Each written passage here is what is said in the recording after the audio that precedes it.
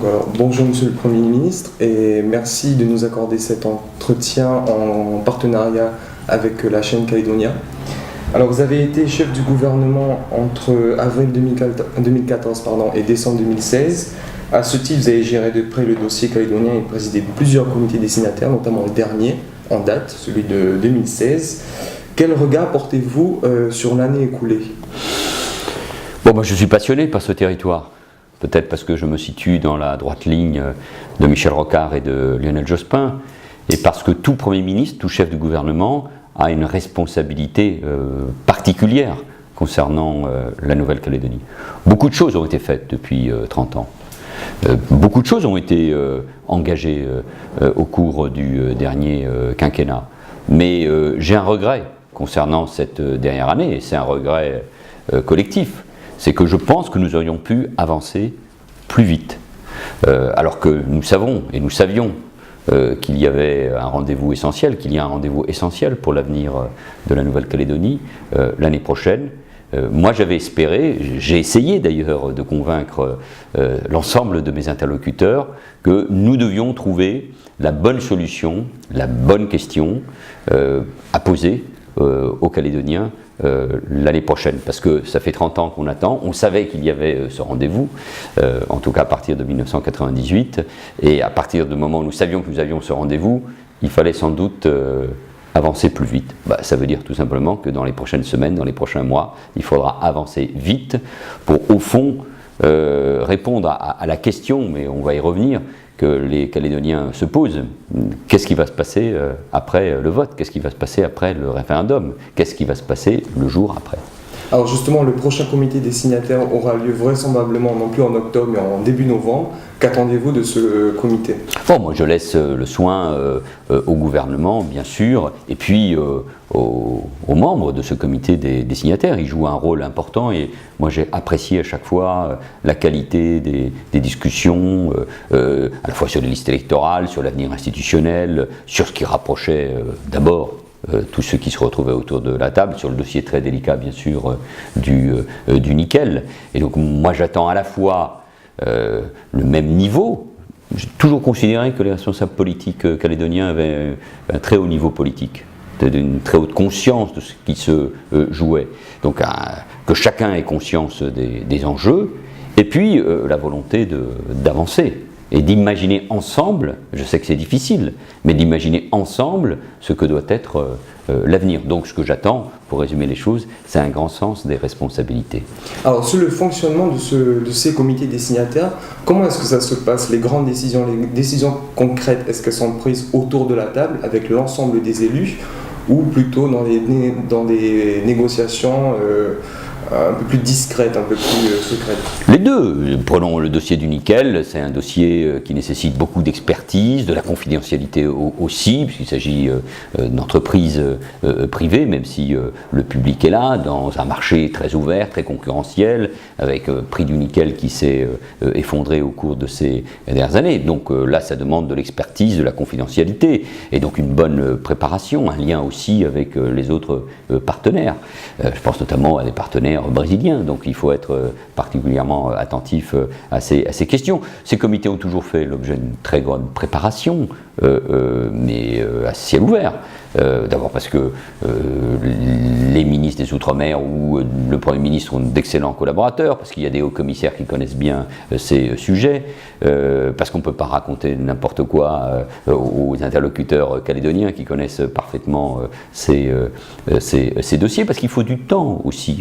Quand même, c'est le principe de ce qui s'est passé en 1988, sur lequel on doit toujours revenir. C'est le dialogue, c'est la compréhension, c'est essayer d'avancer ensemble, malgré les difficultés, malgré les tensions. Il y en a eu au cours de ces derniers mois en Nouvelle-Calédonie, notamment des tensions sécuritaires. On voit bien que les choses peuvent très vite s'enflammer. Donc, les deux d'une certaine manière, où il y avait un travail de préparation de très grande qualité. Nous avons en plus souhaité à chaque fois être soutenus, aidés par des experts, déjà depuis plusieurs années. Là, il y a eu toute la mission Chris-Nard-Merle qui a permis aussi d'avancer. Il y a eu le travail qui avait été mené par messieurs Courcial et Melins et Crémagnien, essentiel. Moi, je relisais le travail qui avait été proposé il y a quelques années. Il est profondément et toujours d'actualité sur les différentes solutions qui concernent l'avenir de la Nouvelle-Calédonie. Mais j'ai constaté aussi que dans le comité des signataires, et c'était le rôle du Premier ministre, à condition qu'il s'y engage, et c'est ce que je faisais, on pouvait avancer, créer un climat propice à trouver des solutions et des accords. Même si, encore une fois, la volonté de trouver du consensus ne doit pas être contradictoire avec la nécessité impérieuse de trouver des solutions pour l'avenir de la Nouvelle-Calédonie. Alors le grand sujet du prochain comité des signataires, c'est l'inscription sur les listes électorales des natifs de la Nouvelle-Calédonie. Le Conseil d'État a rendu un avis plutôt favorable à l'inscription automatique sur les listes générales et à l'inscription automatique sur les listes référendaires, mais moyennant une modification de la Constitution. Est-ce que selon vous, ça va calmer un peu le jeu en Nouvelle-Calédonie ? Moi, je souhaiterais qu'on avance vite sur cette question-là. Parce que certes, elle est importante, elle est symbolique, elle ne m'échappe pas, mais je considère que l'essentiel ne se joue pas là-dessus. Et à force d'être uniquement concentré sur le sujet des listes électorales pour les différentes élections, on oublie l'essentiel. Et l'essentiel, c'est l'avenir de la Nouvelle-Calédonie. Et son lien avec la métropole, avec la France. C'est ça qui me paraît être essentiel. Donc j'espère que, d'une part, le gouvernement et les différents acteurs de la Nouvelle-Calédonie avanceront ensemble sur ce sujet-là, qu'un accord devra être trouvé. Moi, je crois beaucoup à l'association du Parlement, surtout s'il y a des réformes constitutionnelles à mener. Et le Parlement a été et continuera à être associé pour pouvoir accompagner ce processus. Je ne m'engage pas, pour ce qui me concerne, sur une réforme de la Constitution.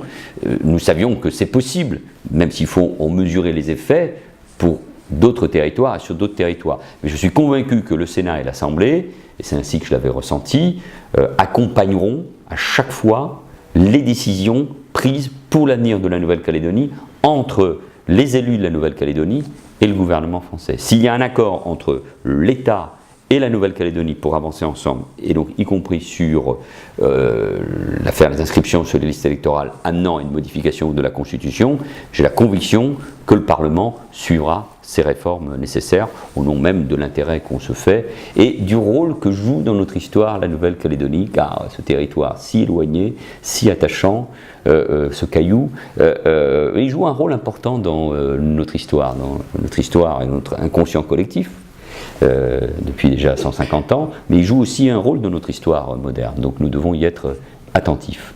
Toujours sur ce sujet des listes électorales et plus précisément les listes référendaires, seriez-vous favorable, comme les indépendantistes, à y inscrire tous les natifs de statut civil coutumier ? Je suis très prudent sur ces questions-là et en plus mon rôle est surtout mon rôle ancien, puis je suis toujours député et je m'intéresse évidemment à la Nouvelle-Calédonie. C'est de ne pas dire que je suis favorable comme les Européens, comme les indépendantistes, comme tel parti. Donc je reste attaché à l'intérêt général. Moi je crois qu'il faut être attentif à la notion d'équilibre. On sait ce qui est possible et on sait ce qui n'est pas possible. Et donc il faut avancer sur ce qui est possible. Si on veut avancer sur des sujets dont on sait qu'ils bloqueront la discussion, alors on risque d'avoir un blocage plus général et qui sera évidemment très négatif pour la Nouvelle-Calédonie. Lors des dernières élections législatives en Nouvelle-Calédonie, l'axe Gomez-Niaoutine a été un peu malmené. Est-ce que vous pensez que la récente élection de Gérard Poadja pourrait être un nouveau trait d'union entre les loyalistes de la plateforme et les indépendantistes ? C'est vrai que dans les mois qui se sont écoulés, c'était votre première question, il y a eu des événements importants sur le plan électoral, l'élection présidentielle et les élections législatives. Et je n'oublie pas le score très élevé, notamment dans le Grand Nouméa, de l'extrême droite, de Le Pen, pour des raisons sans doute liées à la situation en Nouvelle-Calédonie. Je ne jette l'opprobre sur aucun électeur. Et on a retrouvé, sous d'autres formes, des confrontations aussi au moment des élections législatives. Je pense que les parlementaires qui ont été élus en juin comme en septembre sont très conscients de leurs responsabilités. Pour y compris en avoir parlé avec Philippe Gomez, il sait qu'on doit essayer de retisser des liens et de retrouver la voie du dialogue dans les semaines qui viennent. Ça me paraît important. Les parlementaires, les élus évidemment du Congrès, les élus du territoire jouent un rôle très important. Donc moi je ne peux qu'encourager qu'à la compréhension, qu'à la reprise du dialogue. Ce n'est pas comme ça une simple pétition de principe. C'est parce que je sais que c'est la seule méthode possible pour avancer ensemble. Et les 2 députés, les 2 sénateurs, les élus du Congrès, le maire de Nouméa, le Sénat coutumier, les acteurs économiques, sociaux et culturels, les experts qui connaissent très bien la Nouvelle-Calédonie, le commissaire pour ce qui concerne l'État, et le Parlement. Nous avons tous, à notre niveau, chacun dans notre rôle, nous avons tous une mission qui est celle d'imaginer l'avenir de la Nouvelle-Calédonie dans le dialogue, sans jamais humilier qui que ce soit. Alors vous avez dit votre attachement à la Nouvelle-Calédonie. Comment est-ce que dans les mois qui vont arriver, cet attachement va se traduire? Bon, moi je vais beaucoup m'impliquer, puisque je serai membre de la mission que l'Assemblée nationale a décidé de mettre en place. Elle va se réunir mardi prochain pour élire son président et son rapporteur. Elle sera dans la suite de la mission Bussereau-Dosière. Il ne s'agit pas de tout réinventer, on a tous les éléments que l'on connaît, mais de favoriser le dialogue. Le Parlement, l'Assemblée nationale et le Sénat tiennent une part de la solution. En tout cas, ils doivent être facilitateurs pour aider à une solution, pour imaginer le jour après, pour imaginer l'avenir commun de tous les Calédoniens. Et donc, à ma place, j'en dis pas plus parce que je ne vais pas anticiper les travaux de cette mission, et encore moins ceux de la réunion des signataires, mais je veux jouer un rôle actif. Je suis le seul ancien Premier ministre membre du Parlement, Assemblée nationale et Sénat confondus, donc politique actif, mais parce que j'ai suivi ces questions-là, j'ai un rôle à jouer, parce que je me suis rendu sur place, parce qu'il y a cette filiation rocardienne.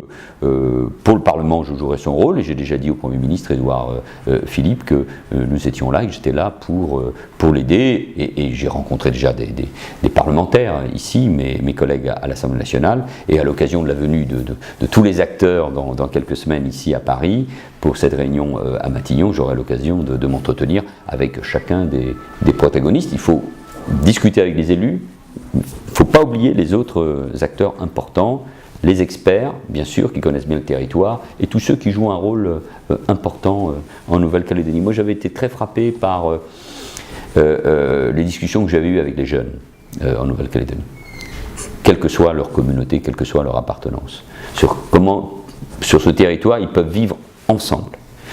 Et quels sont les éléments qui rapprochent, alors qu'on sent bien autour de l'avenir, du chômage, de la délinquance, il y a aussi des frontières qui se dressent, il y a des peurs qui naissent, donc il faut construire. J'avais des discussions avec beaucoup de jeunes, et je pense qu'il faut penser aux universitaires, aux enseignants, aux fonctionnaires qui travaillent là-bas, au Sénat coutumier, imaginer l'avenir sous tous ces aspects, et ce lien bien sûr avec la France, parce qu'on sait bien, et c'est quand même ça l'essentiel, que beaucoup a été fait, que tout le monde admet et soutient quelles sont les compétences, les pouvoirs de la Nouvelle-Calédonie et de ses institutions. Mais il reste un sujet à régler, c'est le sujet le plus important, quel est le lien ?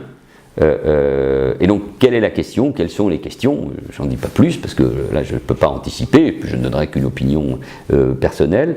Mais comment on imagine, au-delà même du vote prévu en 2018, l'avenir?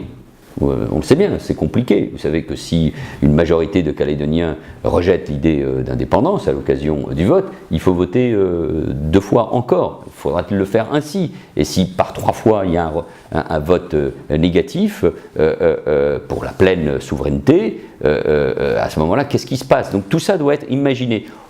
L'idée de ceux qui ont imaginé l'avenir de la Nouvelle-Calédonie en 1988, après les événements terribles d'Ouvéa, et ceux en 1998 autour de Lionel Jospin qui avaient imaginé aussi l'avenir, mais on est au bout du processus. Donc il faut être imaginatif, créatif, et avoir un grand sens des responsabilités pour imaginer un avenir commun. Chaque mot a son importance, chaque décision a son importance. Et nous serons les uns et les autres observés. Mais c'est ensemble qu'il faut avancer.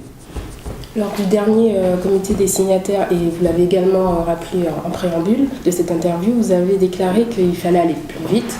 Aujourd'hui, on est à 1 an de ces échéances. Quelles sont les pistes justement dans ce laps de temps qui nous reste, qu'on doit étudier, qui doit être étudié?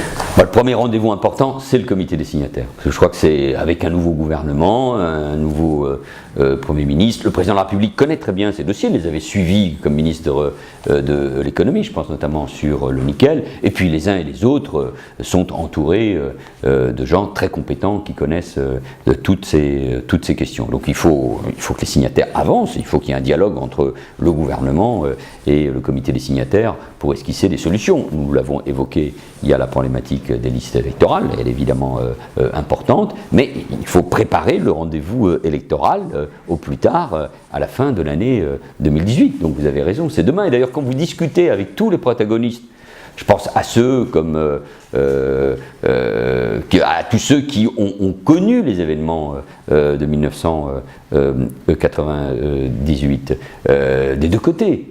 Ils nous disent, ça y est, 30 ans sont passés, de 1988, pardon, 30 ans sont passés, nous y sommes. Et donc, on n'a plus le temps, jusqu'à maintenant, de cette manière, on pouvait utiliser le temps. Là, nous y sommes. Donc, il faut que dans les prochains mois, et sans doute au cours du premier trimestre, premier semestre maximum, et c'est déjà très loin, c'est déjà très tendu de l'année prochaine, on ait imaginé les conditions techniques, juridiques, mais politiques aussi, dans lesquelles cette consultation, ce rendez-vous électoral essentiel pour l'avenir de la Nouvelle-Calédonie se prépare, et ses conséquences éventuelles sur notre propre constitution. Donc, y compris une réforme constitutionnelle, ça ne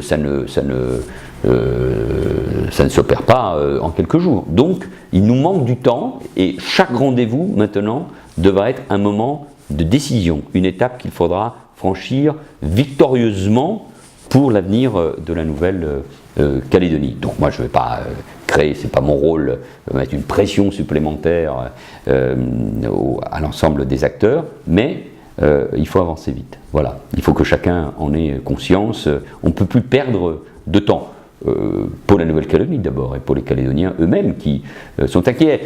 Moi j'ai une conviction, c'est que même si vous jouez pleinement votre rôle, et c'est très important, la population calédonienne n'est pas au courant véritablement, ou ne se rend pas compte, ou n'a pas les éléments d'information, je cherche les bons mots, pour imaginer ce que peut être l'avenir après la consultation. On ne le sait pas. Donc il faut éclairer le débat. Il y a besoin de... C'était d'ailleurs demandé il y a déjà quelques années par les experts en disant il faut davantage d'informations sur ce qui est en train de se passer, sur ce qui va se passer. Donc il manque ce temps. Voilà, donc c'est ce temps-là qui doit être mis à profit pour informer, pour dialoguer avec la société, qui est tendue là. Je ne dis pas autre chose, les élections présidentielles et législatives l'ont montré, il y a de la tension, il y a de la crainte. Puis on sait bien qu'un incident, un problème de sécurité, un drame peuvent enflammer l'île. Donc il faut être extrêmement responsable. On sait ce qui peut se passer en Nouvelle-Calédonie comme ailleurs. Donc il faut bien préparer la société calédonienne au choix et à l'avenir. Alors vous avez parlé de nickel. D'ailleurs, lorsque vous étiez Premier ministre, vous avez dû faire face à une crise importante du nickel en Nouvelle-Calédonie. L'État a apporté 2 prêts, l'un à la SLN et l'autre à Vale. Est-ce que aujourd'hui le nickel va un peu mieux, même si les usines sont toujours un peu fragiles, et surtout un secteur économique très soumis à l'activité de la bourse londonienne? Est-ce que les prêts de l'État ont porté leurs fruits? Et comment ça se fait que la Nouvelle-Calédonie n'arrive pas à diversifier ses secteurs économiques? Ça, c'est une question pour les différents acteurs. Vous avez raison de dire, et chacun en est conscient, je pense par exemple au tourisme, une Nouvelle-Calédonie qui d'ailleurs joue son rôle dans cet océan, dans cette partie du monde. Mais il faut diversifier l'économie. On ne peut pas être que dépendante du nickel. Mais ça c'est des mots. Il faut que derrière, ça suive. C'est tout à fait important, essentiel même. Après, il y a le dossier du nickel lui-même. Je pense que les choix qui ont été faits en termes de prêts ont permis de stabiliser une situation qui reste, de mon point de vue, fragile. Car même s'il y a une remontée du prix du nickel, c'est insuffisant. Et nous savons que le nickel n'est pas qu'un dossier économique. Il l'est, d'abord, notamment pour ceux qui en vivent, qui travaillent dans les 300 usines, mais c'est un dossier éminemment politique. Et pas seulement pour la province Nord, même si c'est évidemment tout à fait essentiel. Et c'est pour ça que l'État a un rôle à jouer de soutien, comme nous l'avons fait avec la SNL, mais aussi pour rassurer les différents acteurs. Et de ce point de vue-là, j'ai réussi à convaincre des acteurs qui auraient pu imaginer au fond la Nouvelle-Calédonie loin. Et ils étaient conscients du rôle qui était le leur pour l'avenir de la Nouvelle-Calédonie, là où en plus on a des gisements, des réserves tout à fait considérables. Donc le gouvernement, l'État doivent toujours être en soutien à ce secteur, mais nous sommes bien d'accord, ça ne peut pas être de manière artificielle. En tout cas, ça ne durera pas sinon. Donc il faut créer les conditions d'un secteur plus performant à tout point de vue, et puis d'une diversification bien sûr de l'économie du territoire. D'accord. Alors selon vous, est-ce que le destin commun de la Nouvelle-Calédonie s'est mis en marche, ou avez-vous l'impression d'avoir en face des gens, des personnalités aux positions irréconciliables? Ou alors est-ce que peut-on apercevoir le chemin d'un nouveau consensus? C'est une question difficile. Moi, je pense que d'une certaine manière, les deux sont possibles. Oui, il y a l'idée au fond qu'il y a un destin commun, possible, qu'il est là. Quand on regarde malgré tout combien le territoire a changé en 30 ans,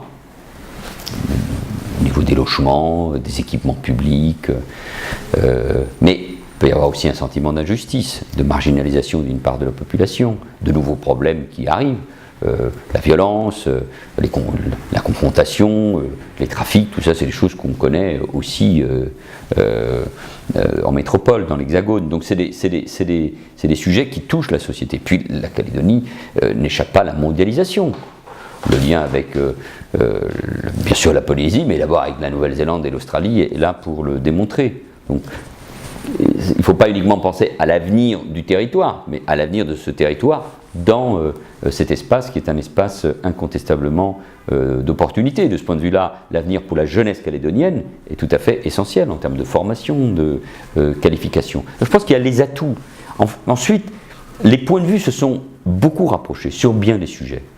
Les pouvoirs, les compétences exercées par les institutions calédoniennes sont considérables.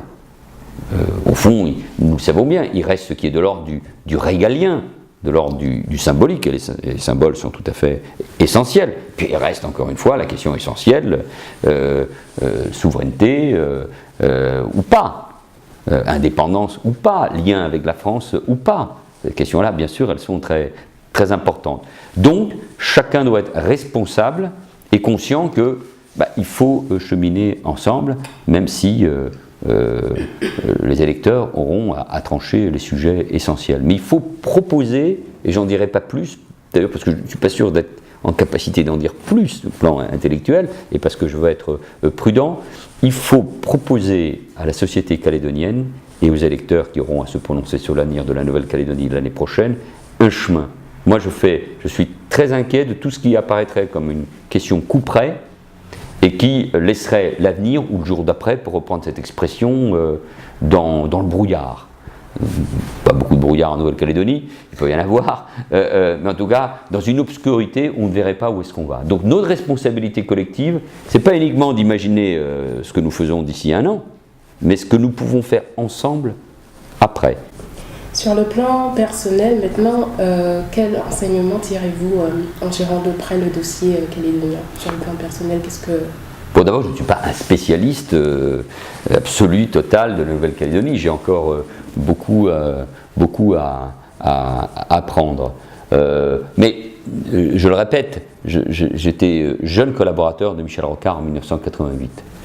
Et j'avais 26 ans. Et donc, ce qui se passait là, après ce que nous avions vécu pendant la campagne électorale de 1988, vous n'étiez pas né, une grande partie de ceux qui nous écoutent non plus, c'est d'ailleurs l'un des problèmes.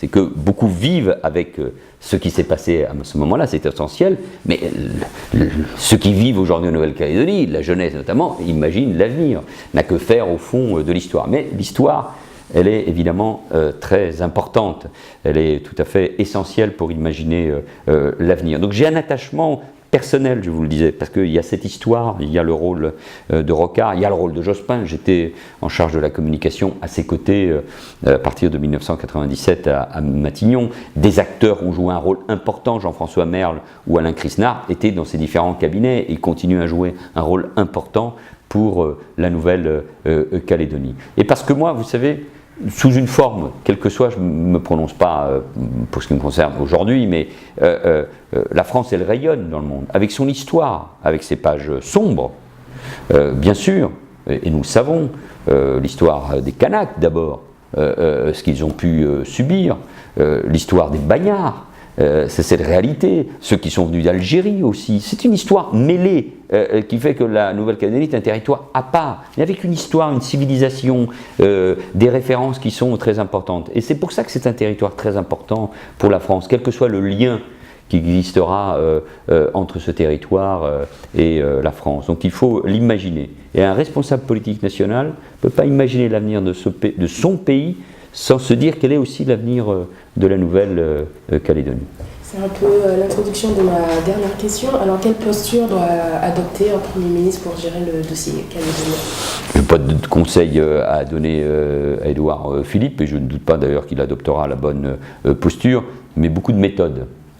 Beaucoup de méthodes, et peut-être cette fois-ci, commencer à avoir les idées claires pour ce qui le concerne, lui, sans forcément le dire, mais ce qu'il imagine après, pour faciliter le dialogue. Mais la première posture, c'est le meilleur dialogue possible, l'écoute, l'utilisation des bons mots, la méthode, et puis aller sur place, parce que ça, c'est irremplaçable. Et j'espère donc bientôt, au titre de cette mission de l'Assemblée nationale, venir vous rencontrer sur place, à Nouméa, sur l'ensemble du territoire et dans les îles, qui jouent aussi pleinement leur rôle.